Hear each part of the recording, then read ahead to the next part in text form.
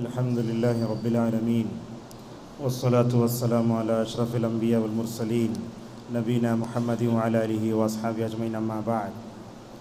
عن عثمان بن عفان رضي الله عنه قال قال رسول الله صلى الله عليه وسلم خيركم من تعلم القرآن وعلمه.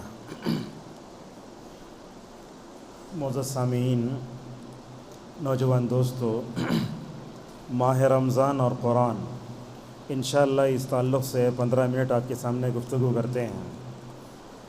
صحیح بخاری اور مسلم میں ایک حدیث آئی ہے، تیسرے خلیفہ امیر المؤمنین رسول اللہ صلی اللہ علیہ وسلم کے داماد حضرت عثمان ابن عفان رضی اللہ عنہ کہتے ہیں، رسول اللہ صلی اللہ علیہ وسلم نے فرمایا، تم میں سب سے بہتر وہ ہے جو قرآن کو سیکھتا ہے اور سکھاتا ہے.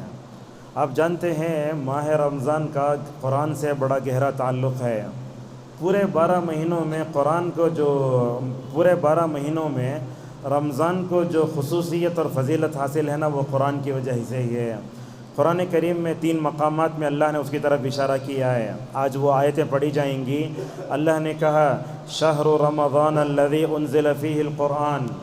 جانتے ہیں اسلامی کیلنڈر کا آغاز کب سے ہوتا ہے؟ محرم سے ہوتا ہے. ختم کب ہوتا ہے؟ ذی الحجہ پہ ہوتا ہے. پورے قرآن میں آپ دیکھیں 114 سورتوں میں کسی قمری کیلنڈر کے مہینے کا نام نہیں آیا ہے، کہیں بھی نہیں ہے سوائے رمضان کے. اور رمضان کا اس لیے ذکر ہوا اس لیے کہ اللہ نے کہا رمضان وہ مہینہ ہے جس میں قرآن اترا ہے. اسی طریقے سے اللہ تبارک و تعالیٰ نے سورۃ الدخان میں بھی کہا انا انزلناہ فی لیلۃ مبارکۃ، بے شک ہم نے اس قرآن کو اتارا ہے ایک مبارک رات میں. مبارک رات کا مطلب وہ طاق راتیں ہیں. اسی طرح اللہ نے کہا انا انزلناہ فی لیلۃ القدر. یہ تو معلوم ہے اللہ تعالیٰ نے اس قرآن کو شب قدر میں اتارا ہے. بلکہ بعض روایت سے معلوم ہوتا ہے، واصلہ بن اسقر رضی اللہ عنہ کہتے ہیں رسول اللہ صلی اللہ علیہ وسلم نے فرمایا، دیکھیے توریت، انجیل، زبور یہ بھی رمضان ہی میں اترے ہیں. جیسا کہ علامہ البانی رحمہ اللہ نے حدیث کو صحیح کہا ہے. رمضان میں جو عمل ہم کرتے ہیں اس میں تلاوت قرآن بھی ہے. روایتوں میں آتا ہے اللہ کی نبی صلی اللہ علیہ وسلم نے شاید اپنے زندگی میں 9 رمضان پائے تھے. 2 ہجری میں رمضان کے روزے فرض ہوئے، 11 ہجری میں آپ کا انتقال ہوا تو 2 بھی 9 ملا تو 11 ہوتے. 11 رمضان آپ صلی اللہ علیہ وسلم نے روزے رکھے، اور ہر رمضان میں رسول اللہ صلی اللہ علیہ وسلم جبرائیل کو قرآن سناتے تھے. سنانے والے کون؟ اللہ کے نبی صلی اللہ علیہ وسلم. سننے والے کون؟ جبرائیل علیہ السلام. جس سال انتقال فرمایا تو اس سال 2 سال سنایا، 2 مرتبہ سنایا. کیوں؟ علامہ ابن حجر کہتے ہیں 2 بار سنانے کی وجہ یہ تھی، اس سے معلوم ہو رہا تھا کہ رسول اللہ صلی اللہ علیہ وسلم دنیا سے جانے والے ہیں. ایک بات آپ کو بتاتا ہوں، جب بچے شعبہ حفظ میں پڑھتے ہیں تو حفظ ماشاءاللہ مکمل کر لیتے ہیں، کوئی 3 سال میں، کوئی 4 سال میں. لیکن وہ قرآن مکمل یاد کرنے کے بعد جب تک 2 دور نہیں ہوتا سرٹیفکیٹ نہیں ملتی. علماء بولتے ہیں اس کے لیے وہی دلیل ہے کہ اللہ کے نبی نے اس سال جس سال آپ نے انتقال فرمایا 2 مرتبہ قرآن سنایا تھا. اسی لیے شعبہ حفظ کے مدرسوں میں 2 سال 2 مرتبہ دورہ ہونے کے بعد سرٹیفکیٹ دی جاتی ہے. جو حدیث میں نے آپ کے سامنے پڑھی اس میں اللہ کے نبی فرماتے ہیں تم میں سے بہتر وہ ہے جو قرآن کو سیکھتا اور سکھاتا ہے. کیا مطلب ہے اس کا؟ علامہ ابن تیمیہ رحمہ اللہ کہتے ہیں تعلم حروفہ و معانیہ. آپ قرآن کے حروف کو پڑھتے الف لام میم، ایسا پڑھنے والا بھی بہت جو ہے خیر پر ہے، اور اس کے معنی مطلب کو جاننے والا بھی جو ہے خیر پر ہے. لہٰذا عشاء کے بعد جو درس ہوتا نا، اگر آپ اس میں بیٹھتے ہیں تو ماشاءاللہ آپ کو بہت خیر ملے گا. رسول اللہ صلی اللہ علیہ وسلم قرآن کی بہترین تلاوت کرتے تھے. آپ تلاوت کرتے کرتے ایسا روتے، ایسے معلوم ہوتا کہ ہانڈی میں پانی کو رکھ کر چولہے پر رکھ دیا گیا ہے. ہم آپ کے سامنے کچھ نمونے پیش کرتے ہیں حضرات صحابہ اکرام قرآن کریم کو کیسے کیسے انداز سے پڑھتے تھے. صحیح بخاری میں روایت آئی حضرت عبداللہ ابن عمر ابن عاص رضی اللہ عنہما کی، وہ آ کر کہتے ہیں یا رسول اللہ میں قرآن کو کتنے دنوں میں پڑھوں؟ اللہ کے نبی نے ان سے کہا 7 دن میں پڑھو. انہوں نے کہا نہیں، 7 دن سے کم میں پڑھنے کی مجھے طاقت ہے، 3 دن میں پڑھنا چاہتا ہوں. آپ نے فرمایا 3 دن میں پڑھو، 3 دن سے کم میں قرآن کو نہیں پڑھنا چاہیے، کم از کم ایک دن میں 10 پارے، 3 دن میں کتنے ہو جاتے؟ 30 پارے ہو جاتے۔ انہوں بولتے ہیں نہیں یا رسول اللہ میں ایک رات میں پڑھ سکتا ہوں میں۔ اللہ اکبر، اللہ کے نہیں بول رہے ہیں 7 دن میں پڑھو، 3 دن میں پڑھو، مگر وہ کہتے ہیں نہیں یا رسول اللہ میں ایک رات میں پورا قرآن پڑھ سکتا ہوں۔ پڑھتے تھے وہ۔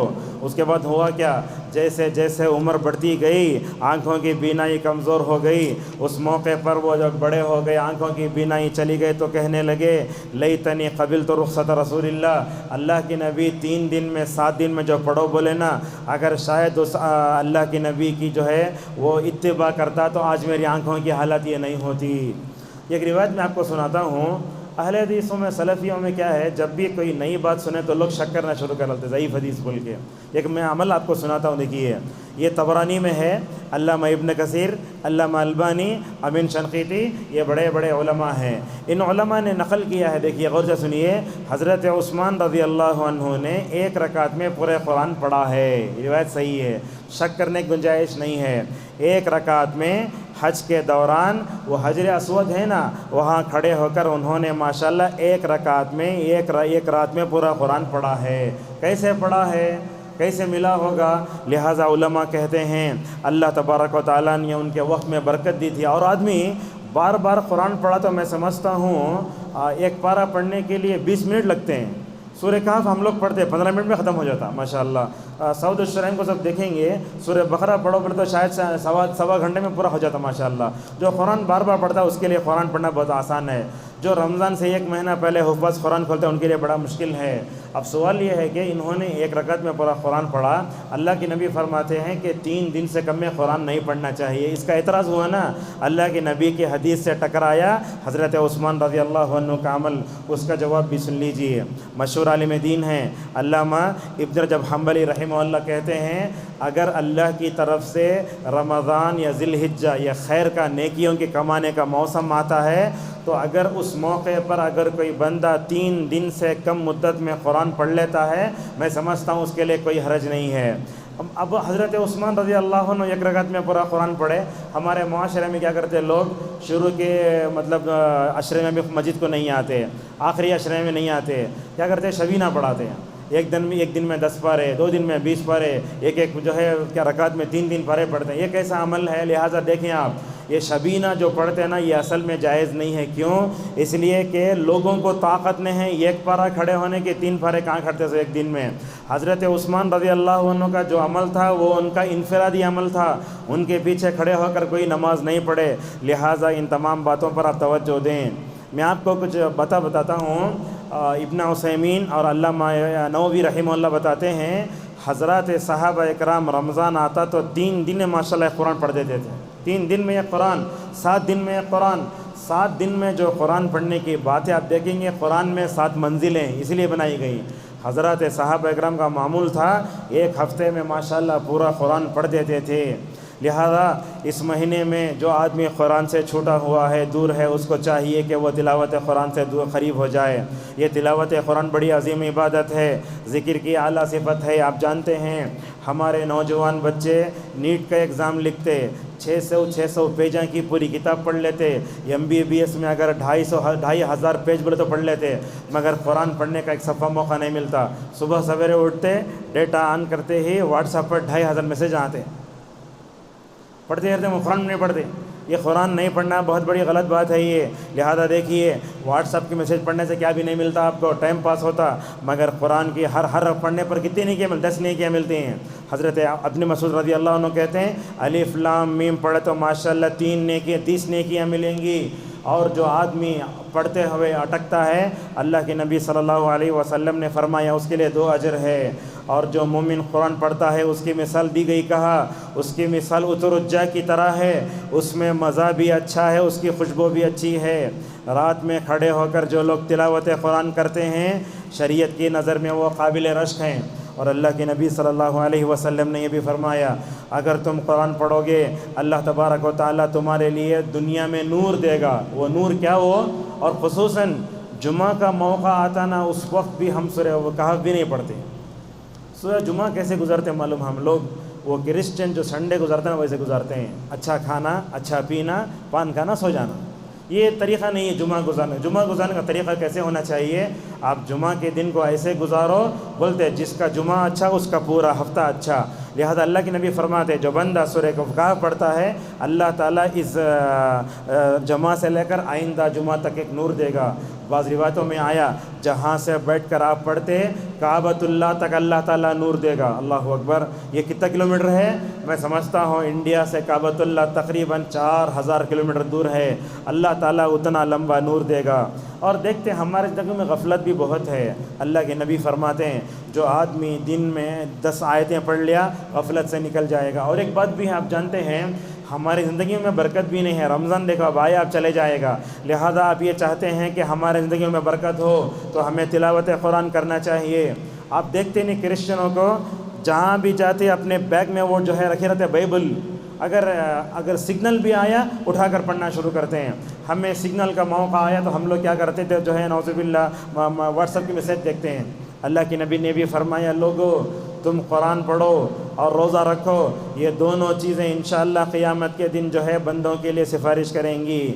اور قرآن سے جڑنے کی بڑی اہمیت ہے، خوب تلاوت کرنا چاہیے. اور جو بندہ جس کے دل میں اللہ کی جتنی محبت ہے وہ اتنا ہی تلاوت قرآن کرے گا.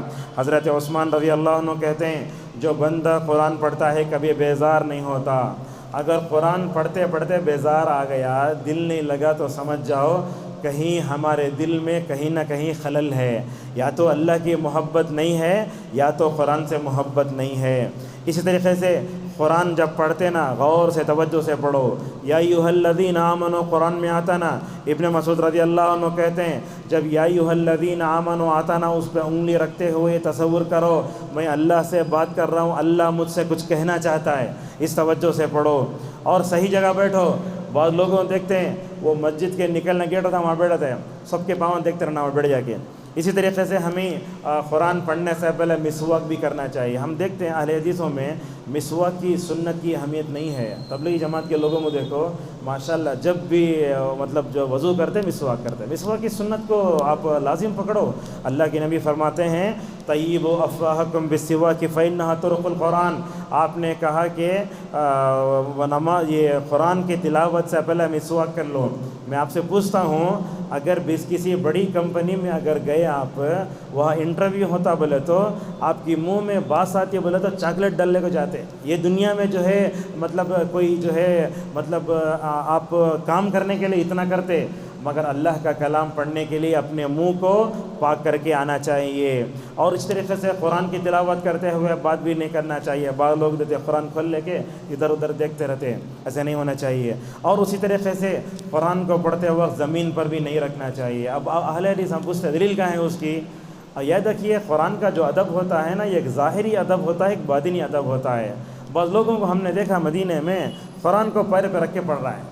وہ سامنے سے ایک پاکستانی آدمی گزرا، بولے کیا بیٹے تم قرآن کو زمین پر رکھ کر پڑھتے ہو، اے جاہل تم نے کچھ معلوم نہیں، جاؤ. ہے لڑائی شروع ہو گئی. لہذا قرآن کا ایک ادب اگر آپ بولتے ہیں دل میں ہے تو ظاہری طور پر ادب بھی ہونا چاہیے نا. علامہ نووی رحمہ اللہ التبیان فی آداب حملۃ قرآن میں لکھتے ہیں قرآن کو زمین پہ نہیں رکھنا چاہیے. میرے مدینے کے استاد ہیں سلیمان روحیلی حفظہ اللہ، ان سے پوچھا گیا کیا قرآن کو زمین پر رکھ سکتے ہیں؟ بولے نہیں رکھنا. ایک حالت میں رکھ سکتے، وہ بھی کیا ہے دیکھو آپ پڑھ لے گئے تھے سجدے والی آیت آ گئی. آپ قرآن کو زمین پر رکھنا چاہتے ہیں اس کے لیے شرط یہ ہے کہ آپ جو ہے جگہ پاک پر رکھیں. لہٰذا قرآن کو جو زمین پر رکھتے نہیں رکھنا، اوپر رکھنا. اور الماری میں جب رکھتے اس کے اوپر کوئی فون بھی نہیں رکھنا، کوئی دوسری کتاب نہیں رکھنا. تفسیر پہ رکھ سکتے مگر قرآن کا مکمل طور پر اہتمام کریں. اسی طریقے سے قرآن کے معنی کو سمجھنے کی کوشش کریں. قرآن میں جہاں سجدے والی آیت آتی نا وہ سجدہ کریں. ہمیں اب تک سن لے ہوتے 14 سجدے ہیں، پورا 15 سجدے ہیں قرآن میں. سورہ حج میں 2 سجدے ہیں، لہٰذا سجدہ کریں. اور قبلہ روح ہوتے قرآن پڑھتے ہوئے قبلے کی طرف رخ کرنا بہتر ہے. قرآن پڑھنے سے پہلے کیا پڑھنا ہے؟ اعوذ باللہ من الشیطان الرجیم، جیسا کہ اللہ نے فرمایا فَإِذَا قَرَأْتَ الْقُرْآنَ فَاسْتَعِذْ بِاللَّهِ مِنَ الشَّيْطَانِ الرَّجِيمِ. کیوں پڑھنا اعوذ باللہ؟ اس لیے کہ اگر آپ رحمان کلام پڑھ رہے ہیں شیطان آ کے آپ کے اوپر جو ہے حملہ کرتا.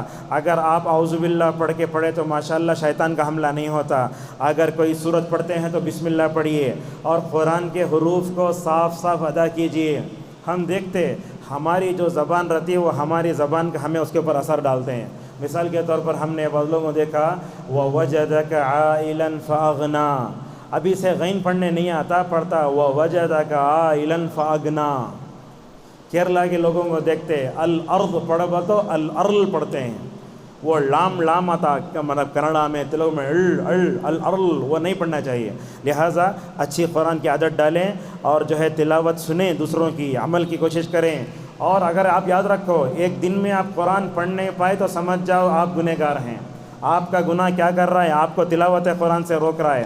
اور آج کا نوجوان بھی قرآن سے بہت دور ہے، اس کی کیا وجہ ہے؟ ابن القیم رحمہ اللہ کہتے ہیں وَحُبُّ الْقُرْآنِ وَحُبُّ أَلْحَانِ الْغِنَىٰ فِي قَلْبِ عَبْدٍ لَيْسَ يَسْتَمِعَانِ۔ قرآن کی محبت، گانے اور میوزک کی محبت ایک دل میں جمع نہیں ہو سکتی۔ آج کا نوجوان میوزک سے، گانوں سے محبت کر رہا ہے، اس لیے قرآن پڑھ نہیں پا رہا ہے۔ آج کل لوگ نوجوان ہیں، شادی ہو جاتی، بڑی بڑی عمر کے ہو جاتے، 25 سال کا ہو گئے، کیا جی تم نہ سورہ معلوم؟ انہیں بولتا سورہ فاتحہ یاد ہے، سورۃ الفیل سے سورہ ناس تک یاد ہے۔ رسول اللہ صلی اللہ علیہ وسلم کے زمانے میں ماشاءاللہ چھوٹے چھوٹے بچے قرآن پڑھتے تھے۔ شافعی رحمہ اللہ کے بارے میں آتا ہے 8 سال کے تھے ماشاءاللہ پورے قرآن یاد کر لیے۔ آپ کا اپنا موبائل ہے نا، اس میں قرآن ڈاؤن لوڈ کرو، اس میں دیکھو، اور قرآن کو دیکھ کر پڑھنا افضل ہے۔ موبائل میں قرآن پڑھنے کا کیا حکم ہے یہ بھی آپ کو بتا دیتے ہیں۔ بعض لوگوں کو دیکھتے ہیں یہاں قرآن الماری میں رکھا ہوا ہے، پھر بھی موبائل لے لیتے ہیں، کیا ہوا ہے؟ عبدالرزاق البدر حفظہ اللہ کہتے ہیں کہ قرآن جو ہے اصل میں وہ جو پرنٹ ہوتا اسی سے پڑھنا افضل ہے۔ اگر آپ وہ رہ کر موبائل سے پڑھتے ہیں تو گویا قرآن کو چھوڑنے میں آتا ہے۔ ایک مشہور عالم دین ہے، میرے استاد بھی ہیں، سعد بن ترکی الخزلان حفظہ اللہ کہتے ہیں کہ موبائل سے قرآن کی تلاوت ہو سکتی ہے، مگر میں آپ کو بتاؤں دونوں اقوال کو جمع کر کے اگر آپ مسجد میں ہوں تو یہ پرنٹ قرآن سے پڑھو، اگر سفر میں ہوں تو موبائل میں سے پڑھ لے سکتے ہیں۔ اور خواتین سے آپ یہ لوگ بات جا کر کہہ سکتے ہیں اپنے گھروں میں، حالت حیض میں جنابت میں قرآن کو ہاتھ نہیں چھونا چاہیے۔ ہماری خواتین پوچھتی ہیں اب حالت حیض میں اگر آخری عشرہ ہے تو کیا کروں میں، قرآن کیسے پڑھوں میں؟ اللہ اکبر، اللہ تعالیٰ نے سوشل میڈیا کو ہمارے لیے کتنا رحمت بنایا۔ دیکھو یہ قرآن جو ہوتا ہے اس کو تو حالت حیض میں عورت قرآن چھو نہیں سکتی، مگر موبائل میں قرآن ڈاؤن لوڈ کر اس سے پڑھ سکتی ہے۔ یہ بہت بڑی اللہ تبارک و تعالیٰ کی طرف سے ہمارے لیے افضل ہے۔ اور یہ بات بھی ہے قرآن کو حالت وضو میں چھونا ہی افضل ہے۔ چھوٹے مکتب میں جو بچے پڑھتے انہوں بغیر وضو کے اٹھا لے تو چلتا، مگر بغیر وضو کے قرآن کو ہاتھ لگانا بہتر نہیں ہے۔ اور قرآن پڑھتے پڑھتے بات کرنا، مذاق کرنا یہ بھی اچھا نہیں ہے۔ اور ایک آخری بات ہے، تلاوت قرآن کرنے کے بعد دعا بھی پڑھنا چاہیے۔ کون سی دعا ہے؟ حضرت عائشہ رضی اللہ عنہ فرماتی ہیں رسول اللہ صلی اللہ علیہ وسلم کوئی بھی مجلس ختم ہوتی، اگر اللہ کے نبی قرآن پڑھ کر ختم ہوتا تو دعا پڑھتے سبحانک اللہم بحمدک اشہد ان لا الہ الا انت استغفرک واتوب الیک۔ تو کہنا یہ ہے کہ رمضان آیا ہے، اگر ہم غیر رمضان میں قرآن سے دور ہیں تو قرآن سے جڑ جاؤ۔ نوجوانوں سے ہماری گزارش ہے کہ قرآن پڑھنا سیکھو، اگر قرآن پڑھنا نہیں سیکھے تو کیا پڑھیں گے؟ میرے والد کا ایک واقعہ یاد آتا ہے، بچپن میں میری عمر 4 سال کی تھی تو پیپر میں آیا ایک مسلم لڑکی ہندوؤں کی گیتا کتاب یاد کر لی ہے۔ اللہ اکبر، میرے والد کو رونا آ گیا، مسلمان ہو کہ تمہیں غیر مسلموں کی مذہبی کتاب یاد کرتے کیا؟ میرے والد نے اس کا ایڈریس تھا، اس میں خط لکھے تھے، اس میں تو مسلمان ہو کر گیتا کتاب یاد کر دی کیا؟ تو ماشاءاللہ میرے والد نے، میں سمجھتا ہوں یاد ہے تقریباً 9-10 سال کی عمر تھی، تو قرآن کو تمل ترجمہ تھا پیک کر کے بائی پوسٹ جو ہے بھیجے، وہ اور لڑکی خوش ہو گئی، انہیں بولی مجھے زندگی میں قرآن پڑھ کو معلوم ہی نہیں مجھے۔ ایسا ہے ہمارا حال، ہمارے بچے بڑے بڑے جو ہے امتحان دے لیتے ہیں، ہزاروں صفحات پڑھ لیتے ہیں مگر قرآن نہیں پڑھتے۔ لہٰذا قرآن اگر چھوڑ دیتے ہیں تو میں سمجھتا ہوں یہ ہمارے لیے بہت بڑا خسارہ ہے۔ ہمارے اگر زندگی میں محبت چاہتے ہیں، گناہوں سے اگر دور نہ چاہتے، قرآن مجید کی تلاوت کیجیے۔ اللہ تبارک و تعالیٰ سے ہماری دعا ہے اللہ تعالیٰ ہم سب کو اس ماہ رمضان میں قرآن سے جڑنے، قرآن سے محبت کرنے، قرآن کی تلاوت کرنے توفیق عطا فرمائے۔ اے اللہ ہمارے زندگی میں اب تک جو کوتاہی ہوئی اللہ ہماری کوتاہی معاف فرمائے۔ آپ لوگوں سے ایک اعلان یہ ہے کہ عصر میں جو درس ہوگا انشاءاللہ درس کے آخر میں ہم 5 منٹ آپ کے لیے دے سکتے ہیں، اگر آپ کے پاس کچھ سوالات ہیں تو جوابات بھی دے سکتے ہیں۔ اسی طرح عشاء میں جو درس ہوتا ہے اس کے بعد مرد خواتین دونوں مل کر ہوتے ہیں، اگر آپ کو کوئی سوال کرنا ہے تو لکھ کر بھی دے سکتے ہیں، اگر سوال اہم ہوتا ہے تو انشاءاللہ ہم جواب دیں گے۔ وآخر دعوانا الحمدللہ رب العالمین۔